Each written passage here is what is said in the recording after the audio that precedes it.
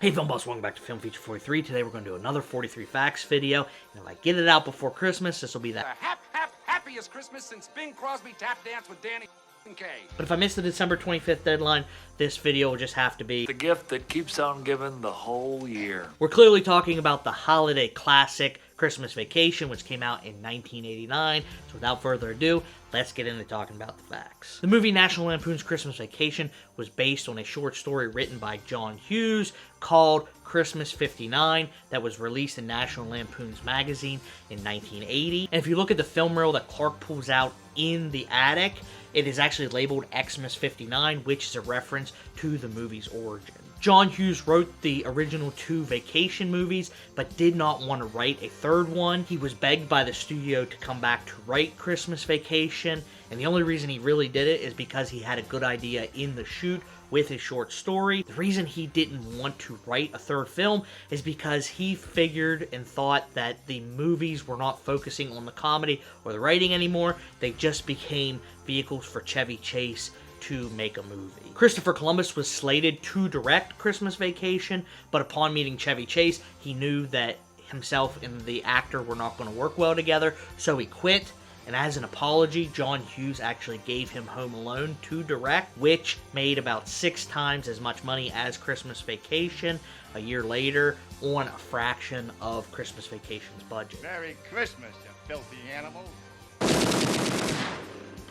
And a Happy New Year. And that's because Vacation actually had a very large budget for a comedy movie, because you can kind of compare it to like an effects-heavy movie like Ghostbusters 2, which came out the same year and had relatively the same budget. After Columbus was out, Chevy Chase wanted his friend George Roy Hill, who directed the movie Funny Farm with Chase, to come in and direct Christmas Vacation, but due to how bad Funny Farm did, Hill actually quit directing altogether and refused to come direct Vacation. Okay, you want me to burn it? Is that what you want? You want me to burn it? There. I hope you're happy, Mrs. Critic. It's burning now, okay? It's burning! Columbus was eventually replaced with Jeremiah Cheechik, who, if you look closely, has a cameo in this movie. When Clark is skimming through the People's Magazine with sappy fingers, Cheechik can actually be seen on the cover of that magazine in a cameo. And another director fact, Frank Capra directed It's a Wonderful Life, which can be seen on the TV when the in-laws arrive, and Frank Capra III, which is Frank Capra's grandson, obviously, was the assistant director on Christmas Vacation. And that wasn't the only reference to the 1947 holiday classic. When Clark Fix the newel post! That is a reference to George Bailey struggled with said newel post in It's a Wonderful Life. And the cube that Clark cuts off with the chainsaw magically reappears in a later scene when the squirrel chases the family up the stairs. Said squirrel was supposed to be a trained squirrel, but the trained squirrel died right before filming started, so they had to use an untrained squirrel, which was a headache for filmmakers. Fixing the newel post wasn't the only sign of Clark's anger in the movie, obviously, but one of the most memorable is when he beats up a plastic Santa Claus, punching it in the face, and during that scene, Chevy Chase actually breaks his pinky, so he resorts to kicking it. And that really wasn't supposed to happen, but they found it so funny that they kept it in the final cut of the movie. There's supposed to be a post-credit scene of that same jolly old Saint Nick that was sent into the air, crashing through the roof of Todd and Margot's house while they were laying in bed, but filmmakers thought that kind of undercut the emotional ending of the movie, so it was cut from the film altogether. Another scene that was supposed to be cut in the movie, but actually made it to the final product, was the electrocuted cat. Filmmakers thought that that'd be a little too much, but during test screenings, audiences rated that as the #1 scene in the movie, so they decided to keep it. My personal #1 scene is the rant that Clark gives about his boss. That seems like it's improvised by Chevy Chase, but it was actually entirely scripted. The actors who were facing Chase all had cue cards on their chest with words that Chase was supposed to use to describe his boss, and that's what Chevy was reading as he was going down the line. Hallelujah! Holy shit! Where's the Tylenol? Said rant was the thing that gave Cousin Eddie the idea to go kidnap Clark's boss, and when Mr. Shirley and Eddie arrive. Ellen says, I'm sorry, this is our family's first kidnapping. which is a lie, because in the first movie, they kidnapped John Candy at Wally World. We're not really violent people.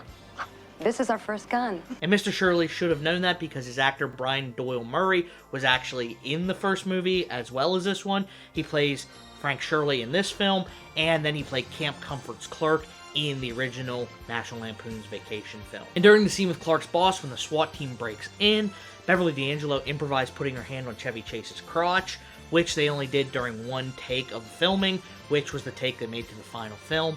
And Murray's cameo isn't the only carryover from the original National Lampoon's Vacation film. Cousin Eddie's shoes are the same ones that Clark gave him in the original film. Gift. You really shouldn't have. Oh, those are great. And Ellen says that Eddie has been laid off for about 7 years, which is the gap of time between the first film and Christmas Vacation, and is a reference to him being laid off from the asbestos factory in that first film. No, I got laid off when they closed that asbestos factory. Catherine says he's been holding out for a management position. Christmas Vacation is the only vacation film to get its own sequel spin-off, and Dana Barron, who played Audrey in the original Vacation movie, reprises her role as Audrey in that film, meaning that she's the only Griswold kid to reprise the role to play a Griswold kid. And two strange age occurrences in Christmas Vacation: Diane Ladd, who plays Clark Griswold's mother, is actually only 8 years older than Chevy Chase. And Aunt Questel is 19 years older than William Hickey, who play Aunt Bethany and Uncle Lewis, respectively. Did I break wind? Jesus, did the room clear out? And when Aunt Bethany and Uncle Lewis arrive, an actual minor earthquake hit production, so you can kind of see the camera shaking in some of those scenes. Mae Questel's final film was Christmas Vacation, and she actually got her start playing Betty Boop in cartoons in the 1930s. And a little fact theory about Aunt Bethany: when she first arrives, she asks, Is Rusty still in the Navy? which is played off for laughs because Rusty's a teenager. But in the films that Clark watched in the attic, there is a gentleman in a Navy uniform, leading the theory to be that his name is also Rusty, and Rusty is a family name. So she's a little confused, but kind of still in the mark. And speaking of the home movies, the attic that Chevy Chase watches them in is in a different house than the rest of the movie is shot in, because we were in Breckenridge to do all the snow stuff. You know, we couldn't get out because there was a huge snowstorm. Fine, we'll just do the attic scene in this attic, and I was very happy because it allowed me to do something I wanted to do all my life, which is step on a board and have it hit me, and then step back and have the other one hit me. And the house that the family is standing in front of in those home movies is the same house from the Bewitched TV series from the 1960s, and Todd and Margot's house is the Murtaugh's house from all the Lethal Weapon movies. Their house and the Griswold's main house are on the Warner Brothers backlot. Another thing reused for this movie was the truck that tailgates the Griswolds in the beginning of the film was the same truck that Kurt Russell used in the 1987 film Overboard. And one thing not reused in Christmas Vacation is the vacation theme song.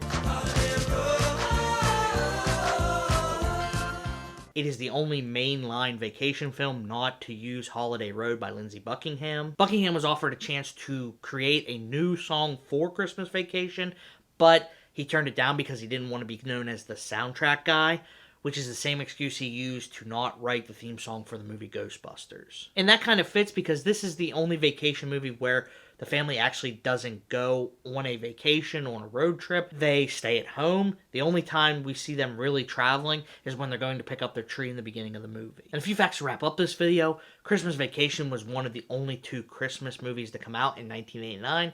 The other one was called Prancer, and Jonathan Galecki, who plays Rusty in Christmas Vacation, was actually in both movies. Christmas Vacation opened at number 2 at the box office behind Back to the Future 2, and every year, superfan Greg Osterlin in Wadsworth, Ohio, sets up a duplicate light display to the Griswold house for everybody to enjoy. The house has actually become quite famous. They type in Griswold house. Our house is usually the one that shows up just like Chevy Chase's house. And the fan-made lighting display is not the only knockoff thing about Christmas Vacation.